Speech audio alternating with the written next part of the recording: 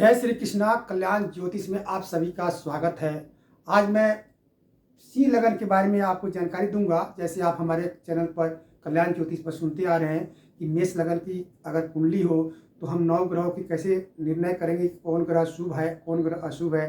तो आपने मेष लगन का देखा, वृषभ लगन का देखा, मिथुन लगन का देखा, कर्क का देखा। आज मैं सिंह लगन के बारे में बताऊंगा कि अगर सिंह लगन की आपकी जन्म कुंडली है, आपकी नहीं है, किसी परिवार में किसी की भी है, तो जानकारी के लिए आप अपनी कुंडली में या किसी और की कुंडली में आप कैसे जानेंगे कि कौन कौन 9 जो ग्रह होते हैं उनमें कौन ग्रह जो है शुभ है, कौन ग्रह जो अशुभ है। ये समान जानकारी अगर आप इसको नहीं जानते हैं तो जब इसकी दशा चलती है या किसी ग्रह के बारे में अगर कुछ उसके फल बताना चाहेंगे तो ये जानना बहुत ज़रूरी है कि ये ग्रह अच्छा है या बुरा है।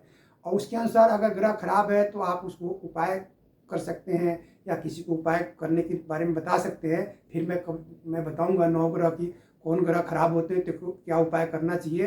तो आज मैं सिंह लगन की कुंडली के बारे में बताऊंगा कि अगर सिंह लगन की आपकी जन्म कुंडली है तो उसमें कैसे देखेंगे कि हमारे जो 9 ग्रह होते हैं सूर्य, चंद्रमा, मंगल, बुध, बृहस्पति, शुक्र, राहु, केतु आदि जो ग्रह होते हैं वो कैसे कौन राशि में बैठे होते हैं तो शुभ हो जाते हैं और किस में बैठे होते हैं तो अशुभ हो जाते हैं। तो चलिए हम चलते हैं आज सिंह लगन के कुंडली के लिए। तो उदाहरण तौर पर मैंने एक कुंडली रखा हूँ।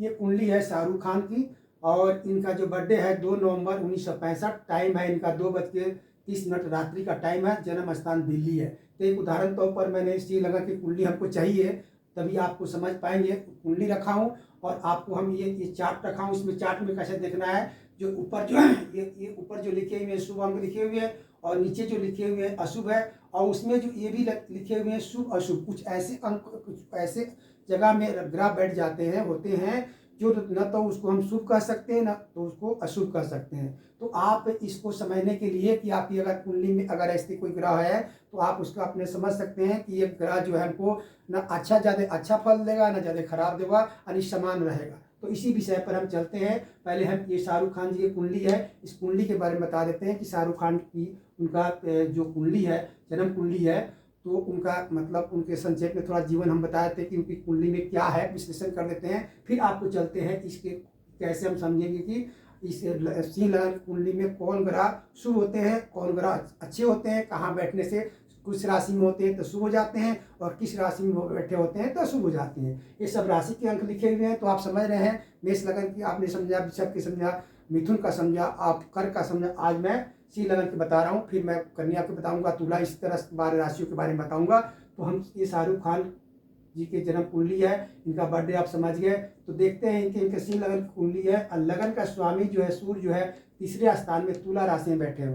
तो तुला राशि में जब हमारे सूर्य बैठे होते हैं, कहीं भी बैठे हो तो जानते हैं कि वो नीच के होते हैं। तो लगन खराब हो गया, तो इनका नीच का हो गया। तो लगन जब खराब हो जाते हैं तो आपके जीवन में कभी ना कभी अवस्था किसी समय में मतलब चाहे प्रारंभ में हो चाहे अंत में हो ना कभी आपको उसके जो कमियां होती है, यानी जीवन अच्छा नहीं कहा जा सकता। प्रारंभ में कभी ना कभी कुछ कमी रहती है, उस तरह लगन खराब है। उसी तरह देखते हैं कि हम अब इस कुंडली में देखते हैं चंद्रमा को देखते हैं। तो चंद्रमा जो है यहाँ 12वें स्थान का अपनी कर्क राशि का स्वामी होकर 6ठे स्थान में मकर राशि में बैठे हुए हैं। तो इस जो को भी अच्छा नहीं करनी, चंद्रमा को भी अच्छा नहीं कहा जाता। तो इनका सूर्य चंद्रमा खराब है। और देखते हैं इनकी जन्म कुंडली, इनकी कुंडली में केंद्र में जो है हमें मंगल जो है अपनी राशि में जो है 8वें चतुर्थ स्थान में जो है वृश्चिक राशि में जो है मंगल बैठा हुआ है।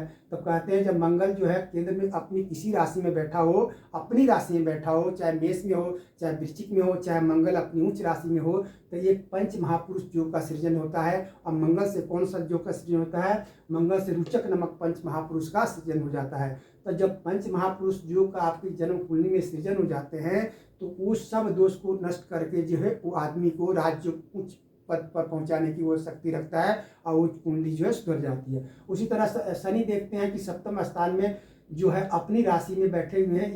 ये भी पंच महापुरुष जो बयान है, शनि से जो अपनी राशि में हो या अपनी उच्च की राशि में हो तो सच नाम पंच महापुरुष योग बन जाता है। तो ये 2 योग जो है इनको जो है उच्च पद मतलब बहुत ऊंचे श्रेणी पर पहुंचा देता है। और ये जो इनकी जन्म कुंडली में रहता है। उधर देखते हैं कि हमारे 10वें स्थान का स्वामी जो है शुक्र जो है 5वें स्थान में जो है बैठे हुए हैं। तो ये योग भी बहुत अच्छे हैं। तो इस तरह से इनकी जन्म कुंडली में, और बृहस्पति जो है 11वें स्थान में बैठे हुए हैं, ये भी बहुत अच्छे। तो सूर्य और चंद्रमा को छोड़ दे तो इनको राजयोग और पंच महापुरुष योग बनने से इनको उच्च दर्जा की प्राप्ति होती है। और इस शुक्र बनने से, शुक्र जो हमारे जो आकर्षण का केंद्र होता है, जो मतलब आदमी का चाहत की होती है, तो इनको चाहने वाले, और इनको जो है फिल्मी दुनिया में किसी चीज़ में जाते हैं तो इनको मतलब ये शुक्र अगर अच्छा हो जाए आपको, तो इस श्रेणी में जो है, जैसे फिल्मी दुनिया में है, हम बहुत इनको विश्लेषण नहीं कर सकता, लेकिन हम बता रहे हैं कि इनको राजयोग पंच महापुरुष योग होने से, शुक्र और बृहस्पति अच्छे हो जाने से, और इसमें केतु बैठे हुए हैं, ये योग जो होता है बुध के साथ बैठे, इससे धन और लाभ स्थान का स्वामी केंद्र में बैठा हुआ था, धन से, मान सम्मान से और इनकी चाहने वाले से इनकी जन्म कुंडली जो है बहुत अच्छी, यानी प्रारंभ की जीवन, अपनी शुरुआत की जीवन को छोड़ दे हम, तो इनका आगे जो है, इनका जो युवावस्था है और आगे समय का जो है इनका बहुत अच्छा है। तो ये इनकी जन्म कुंडली एक उदाहरण के तौर पर रखा हूँ। बहुत विश्लेषण करते हैं तो कुंडली बहुत आगे बढ़ जाएगी, बहुत लंबे पीरियड हो जाएगी घंटों, इसलिए हम ज़्यादा नहीं पढ़ाते कि ज़्यादा समय फिर लोग देखने नहीं, समझ नहीं पाते। तो इनका आपने समझा कि ये शाहरुख खान की जन्म कुंडली है, और ये एक जन्म से भाग्यशाली, आगे इनको सब कुछ है, धन संपत्ति भी है, और इनको मान सम्मान इज्जत प्रतिष्ठा चाहने वाले बहुत है, इनकी कुंडली बहुत अच्छी है और लकी भाग्यशाली है। अब चलते हम इस आपको दिखाते हैं कि हम कैसे समझेंगे कि इस चार्ट के द्वारा कैसे समझेंगे कि 9 ग्रहों में कौन ग्रह अच्छे हैं और कौन ग्रह खराब होते हैं। तो शेर लगन की कुंडली है और इसका स्वामी शुक्र यहाँ बैठा हुआ है, तुला राशि में नीचे बैठे हुए हैं। तो इस चार्ट में देखेंगे कि 7 का अंक है या इसमें नहीं है, तो इसमें शुभ में नहीं है, इसमें अशुभ अंक में लिखा हुआ है 7 का अंक तुला राशि, तो इनका सूर्य जो खराब है। उसी तरह हम चंद्रमा को देखते हैं, चंद्रमा कहाँ बैठा हुआ है, छठे भाव में, जो 12वें स्थान का अपने कर्क राशि का स्वामी होकर छठे स्थान में मकर राशि में बैठे हुए। तो इस चार्ट में देखेंगे मकर राशि कहाँ है, तो शुभ में नहीं है। मकर राशि कहाँ है, इसे अशुभ अंक में लिखा हुआ है, 10 मकर राशि बैठा हुआ, तो इनका चंद्रमा खराब। उसी तरह बुध देखते हैं, बुध कहाँ बैठा हुआ, ये जो है धन और लाभ स्थान का स्वामी होकर चौथे स्थान में मंगल और केतु के युक्त वृश्चिक राशि में बैठा हुआ है। तो हम बुध को देखेंगे वृश्चिक राशि में कहाँ है, तो मंगल यहाँ है, तो बुध इनका शुभ है। उसी तरह हम देखते हैं मंगल देखते हैं कि मंगल कहाँ बैठे हो, तो मंगल जो है यहाँ मेष राशि जो है 9 भाव का स्वामी होकर, भाग स्थान का स्वामी होकर, इसमें जो है चौथे स्थान में जो है वृश्चिक राशि में, अपनी राशि में बैठने से इनको रुचक नामक पंच महापुरुष योग बना हुआ है। तो अब 8 का अंक देखेंगे कि मंगल के 8 के अंक है, तो 8 का अंक है, तो मंगल इनका शुभ है। उसी तरह हम बुध को देखते हैं, बुध कहाँ बैठे हुए, धन और लाभ स्थान का स्वामी होकर केंद्र में बैठे हुए। जब कहते हैं लाभ और धन स्थान का स्वामी बैठ जाए तो उसके आदमी के पास बहुत धन होता है। तो इनके साथ मंगल के साथ और केतु के साथ युक्त है, इसमें वृश्चिक राशि में बैठा हुआ है। तो बुध को देखते हैं कि बुध कहाँ बैठा हुआ है, यहाँ बुध जो शुभ वाले अंक में बैठे हुए हैं वृश्चिक राशि में, तब बुध इनका शुभ है। उसी तरह हम देखते हैं बुध के बाद बृहस्पति कहाँ बैठे हैं, 11वें स्थान में बैठे हैं। किसके स्वामी बैठे हुए हैं, 8वें स्थान, ये मीन राशि के स्वामी है, और जो है उसके बाद जो है पंचम स्थान के स्वामी होकर 11वें स्थान में जो है ये मिथुन राशि में बैठे हुए हैं। तो कहते हैं कि 11वें स्थान में कोई भी ग्रह चाहे किसी का स्वामी हो,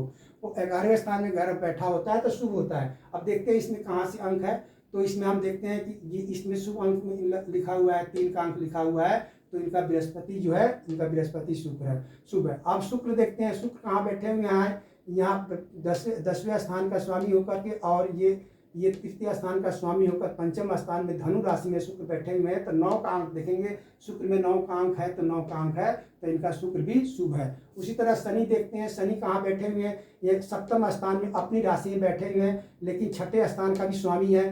तो हम देखते हैं इसमें कहाँ बैठे हुए हैं, शनि हमें इसमें जो है आप एक कुंभ राशि में बैठे हुए हैं, तो शनि भी इनके शुभ है। उसी तरह हम देखते हैं राहु कहाँ बैठे हुए इनके, राहु जो है आपको देखते हैं यहाँ पर 10वें स्थान में वृषभ राशि में बैठे हुए हैं। तो राहु के घर में देखेंगे राहु कहाँ है, तो राहु इनका अशुभ स्थान में लिखा हुआ वृषभ राशि, तो राहु इनका खराब है। उसी तरह केतु देखते हैं, केतु कहाँ वृश्चिक राशि में बैठे हुए हैं, चतुर्थ स्थान में मंगल और बुध के साथ युक्त है। तो इसमें हम देखेंगे कि राहु इसमें है, तो राहु कहाँ है, यहाँ पर जो है राहु अशुभ स्थान में 8वें स्थान में लिखा हुआ है। तो इसी तरह आप अपनी जन्म कुंडली में देख सकते हैं, कोई जरूर नहीं कि आपकी जन्म कुंडली में इसी तरह ग्रह बैठे हुए, कोई ग्रह कहीं भी बैठा हो, आपको राशि के अंक दे करके इस चार्ट के अनुसार देख करके मिलान करना है और उसे अपनी कुंडली को समझना है कि हमारी कुंडली शुभ है या अशुभ है। और उसी तरह जो दशाएं चलती है उसमें आप अनुमान लगा सकते हैं कि ये दशा हमको खराब करेगी, अच्छी जाएगी, अच्छा या जो खराब हमारे लिए अनुकूल नहीं है।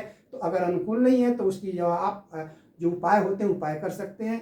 जय श्री कृष्णा, धन्यवाद। आज ये हमारे कल्याण ज्योतिष यूट्यूब पर सुन रहे हैं। अगर ये जानकारी अच्छी लगे तो लाइक करिए, सब्सक्राइब कीजिए। आप हमसे बने रहिए। हम सभी कुंडलियों के बारे में बताएंगे। 12 लगन की जो होती हैं, अभी शील लगन के हैं, कल को जो है जो हम आपको कन्या लगन के बारे में बताएंगे। इसी तरह सभी के बताएंगे। जैसे जैसे हमारे पास समय होगा आप हमसे जुड़े रहिए। ज्योतिष के बारे में हम कुछ ना कुछ जानकारी हम डालते रहते हैं। जय श्री कृष्णा, राधे राधे।